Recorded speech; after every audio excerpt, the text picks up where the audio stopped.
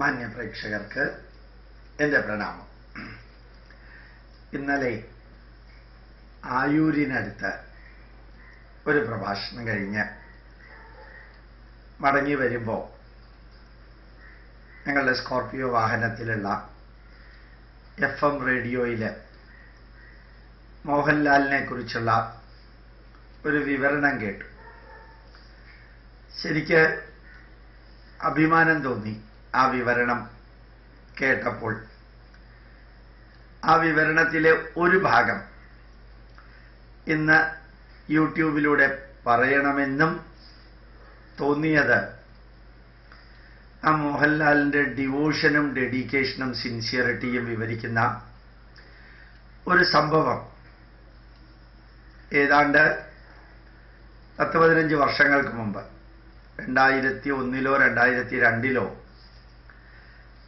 ആരാധ്യനായ കാവാല നാരായണ പണിക്കര്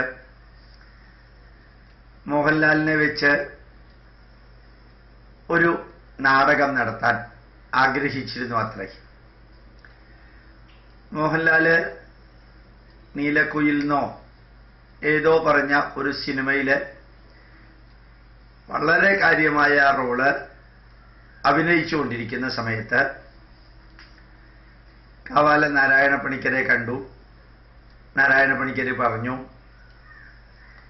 ഭാസൻ എന്ന അതിപ്രഗത്ഭനായ പൂർവ നാടകകൃത്ത് 1500 വർഷങ്ങൾക്ക് മുമ്പ് എഴുതിയ കർണഭാരം എന്ന ഒരു നാടകം, മഹാഭാരതത്തില് യുദ്ധം ചെയ്യുന്ന കർണന്റെ മാനസികാവസ്ഥ, തൻ്റെ സഹോദരന്മാരോടാണ് അപ്പുറത്ത് യുദ്ധം ചെയ്യേണ്ടത്, ഇപ്പുറത്ത് തനിക്ക് സ്ഥാനവും മാനവും അംഗീകാരവും നൽകിയ ദുര്യോധനാദികൾക്ക് വേണ്ടിയാണ് യുദ്ധം ചെയ്യേണ്ടത്. അങ്ങനെ ഒരു യുദ്ധത്തിൻ്റെ വേദനാജനകമായിട്ടുള്ള, അപ്പുറത്ത് സഹോദരന്മാര് ഇപ്പുറത്ത് അംഗീകാരം നൽകിയവര്, അംഗീകാരം നൽകിയവരുടെ കൂട്ടത്തിലിരുന്ന് സ്വന്തം രക്തത്തിൽ പിറന്നവർക്കെതിരെ യുദ്ധം ചെയ്യേണ്ടി വരുന്ന ഒരവസ്ഥ. അതാണ് കർണഭാരം എന്ന നാടകത്തിൻ്റെ സത്ത, കർണന്റെ മനോഭാരം. അത് സംസ്കൃതത്തിലുള്ളൊരു നാടകമാണ്. കാവാല നാരായണ പണിക്കര് എല്ലാ കാര്യങ്ങളും മോഹൻലാലുമായിട്ട് ചർച്ച ചെയ്തു. മോഹൻലാല് ഈ സിനിമ ഷൂട്ടിങ്ങിനിടയ്ക്ക്, വളരെയധികം തിരക്കിനിടയ്ക്ക്, ആ സംസ്കൃതത്തിലെ വരികളെല്ലാം പഠിച്ചു. ആ FM റേഡിയോയിൽ വിവരിക്കുന്നത് ഇങ്ങനെയായിരുന്നു: വിമാനത്തിൽ യാത്ര ചെയ്യുമ്പോഴും കാറിൽ യാത്ര ചെയ്യുമ്പോഴും 5 മിനിറ്റ് റെസ്റ്റ് എടുക്കുമ്പോഴും ബാത്റൂമിലിരിക്കുമ്പോഴും എവിടെയെല്ലാം പോകുമ്പോഴും ഈ നാടകത്തിലെ സംസ്കൃത വരികൾ ബൈഹാർട്ടാക്കുക. അതായിരുന്നു ആരാധ്യനായ മോഹൻലാൽ ചെയ്തിരുന്നത്. ഈ മോഹൻലാല് ആ സംസ്കൃത നാടകത്തില് അഭിനയിച്ചപ്പോൾ അതിൻ്റെ മഹത്വമേറിയ പ്രതികരണം, ആ നാടകത്തില് സംസ്കൃതത്തിലെ വാക്കുകളും വരികളും പറയുന്നത് ഉൾപ്പെടെ ഇന്നലെ വൈകുന്നേരം FM റേഡിയോയിൽ പറയുകയുണ്ടായിരുന്നു. ഞാൻ ഇത്രയും പറഞ്ഞത്, ഇനിയും അതിനെക്കുറിച്ച് പറയാനുണ്ട്, അത്രയും അധികം FM റേഡിയോയിൽ പറയുകയുണ്ടായി. ഇത്രയും ഞാൻ പറഞ്ഞത്, നമ്മളിൽ ഭൂരിഭാഗം വ്യക്തികളും ഏതെങ്കിലും ഒരു കാര്യം ഏൽപ്പിച്ചാൽ അത് സാധിക്കുമെന്നോ, ഞാൻ ശ്രമിച്ചു നോക്കാമെന്നോ, അല്ലെങ്കിൽ നോക്കട്ടെ എന്നോ പറയുന്നതിന് പകരം മിക്കവാറും അത് എൻ്റെ മണ്ഡലമല്ല, എനിക്കത് പറ്റുമോ സംശയമാണ്, ഞാൻ ഏറ്റെടുത്താൽ പിന്നെ ഭംഗിയായിട്ട് ചെയ്യണം, ഇല്ലെങ്കിൽ അത് പ്രശ്നമാണ് എന്നീ വാക്കുകളെല്ലാം പ്രത്യേക രീതിയിൽ പറഞ്ഞ് ഒഴിഞ്ഞു പോകുന്ന ആ ഒരു മാനസികാവസ്ഥയിൽ നിന്നും തനിക്ക് ഒരു തരത്തിലും ബന്ധമില്ലാത്ത സംസ്കൃത ഭാഷ, ആ ഭാഷയുടെ പ്രൊനൗൺസിയേഷനും പ്രയോഗവും നാടകത്തിൻ്റെ മുഖഭാവവും അഭിനയവും എല്ലാം കലർത്തി കർണഭാരം എന്ന ആ നാടകം അത്യുജ്വലമായിട്ട് അവതരിപ്പിച്ചു എന്ന് വിവരിക്കുകയുണ്ടായി. നമുക്കും സാധിക്കും, ധാരാളം കാര്യങ്ങൾ നമുക്ക് സാധിക്കും. മോഹൻലാലിനെ പോലെ ആവാനല്ല, തനിക്ക് ഒരു തരത്തിലും സ്വാധീനമില്ലാത്ത ഒരു ഭാഷ പഠിച്ച് കയ്യിൽ യാതൊരു പേപ്പറുമില്ലാതെ സ്റ്റേജിൽ ആയിരക്കണക്കിന് വ്യക്തികളുടെ മുമ്പിൽ, അതും ഇൻവൈറ്റഡ് ആയിട്ടുള്ള ക്വാളിഫൈഡ് ആയിട്ടുള്ള പ്രേക്ഷകരുടെ മുമ്പിൽ അത് അവതരിപ്പിക്കാനുള്ള ഒരു ചങ്കൂറ്റം. ആ ചങ്കൂറ്റമാണ് മോഹൻലാൽ ഈ നാടകത്തിലൂടെ കാണിച്ചത്. നമ്മളെ പഠിപ്പിക്കുന്നതും അത് തന്നെയാണ്. കമലദളം എന്ന സിനിമയില് പല രീതിയിലുള്ള ഡാൻസുകൾ ഭംഗിയായിട്ട് മോഹൻലാല് അവതരിപ്പിക്കുന്നുണ്ട്. ഞാൻ ഓർമ്മിക്കുന്നു, അത് FM റേഡിയോയിൽ പറഞ്ഞതല്ല, ഞാൻ ഓർമ്മിക്കുകയാണ്. ആ ഡാൻസുകളെല്ലാം അവതരിപ്പിച്ച് കഴിഞ്ഞിട്ട് അദ്ദേഹവുമായിട്ട് ഒരു ഇന്റർവ്യൂ ഏതോ ഒരു ചാനലിൽ ഉണ്ടായിരുന്നതിൽ ഒരു ചോദ്യം ചോദിക്കുന്നുണ്ട്.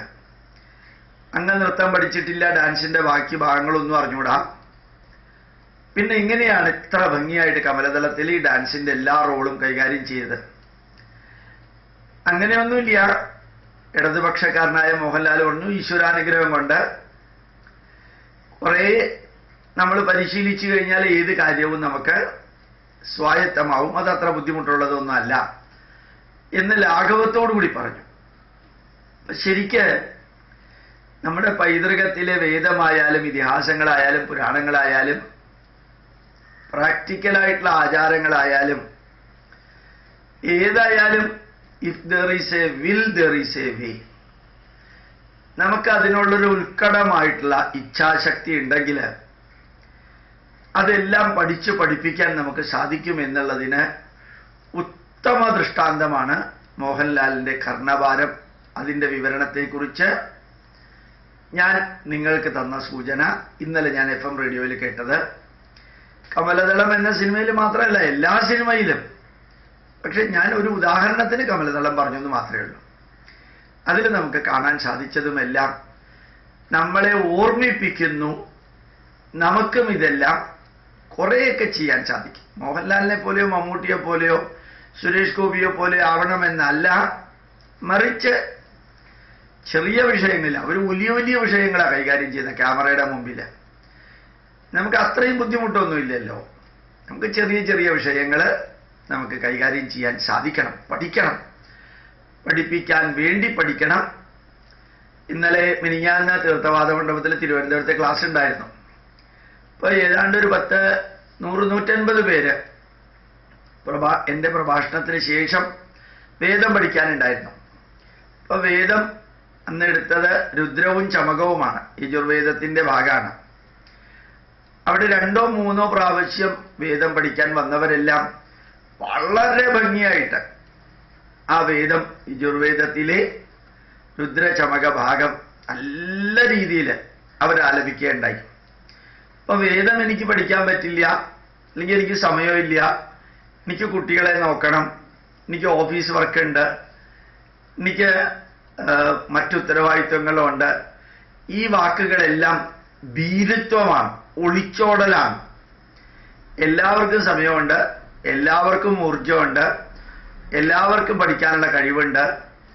പക്ഷേ ഇല്ലാത്തത് ഇച്ഛാശക്തിയാണ്. അത് പഠിക്കണമെന്നുള്ള ഇച്ഛാശക്തി ഇല്ലാതെ വരുമ്പോഴാണ് ബാക്കിയുള്ളതിനെല്ലാത്തിനെയും ചേർത്ത് നമ്മൾ ഒഴിഞ്ഞു മാറുന്നതും അല്ലെങ്കിൽ എസ്കേപ്പ് ചെയ്യുന്നതും. അതിനൊരു കാരണം കണ്ടെത്തുകയാണ്. അപ്പൊ നമ്മളിപ്പോ കാരണം കണ്ടെത്തിയിട്ട് ഞാൻ പഠിക്കുന്നു എന്നുള്ളത് ആരെങ്കിലും ബോധിപ്പിക്കാൻ വേണ്ടി പഠിക്കുകയും വേണ്ട, എനിക്ക് പഠിക്കാൻ പറ്റാത്തത് സമയം ഇല്ലാത്തത് കൊണ്ടാണ് എന്ന് പറഞ്ഞ് വെറുതെ ഒഴിവ് കഴിവ് പറയുകയും വേണ്ട. വേണമെങ്കിൽ പഠിക്കുക, പക്ഷെ ഒരു കാര്യം ഉറപ്പാണ്, പഠിക്കണമെന്ന ഇച്ഛാശക്തി ഉണ്ടെങ്കിൽ ഏത് വിഷയവും പഠിച്ച് നമുക്ക് പ്രദർശിപ്പിക്കാൻ സാധിക്കുമെന്ന മോഹൻലാലിന്റെ ഉജ്ജ്വലമായിട്ടുള്ള 2 ഉദാഹരണങ്ങൾ നമുക്ക് വഴികാട്ടിയാവട്ടെ. പ്രണാമം, നമസ്കാരം.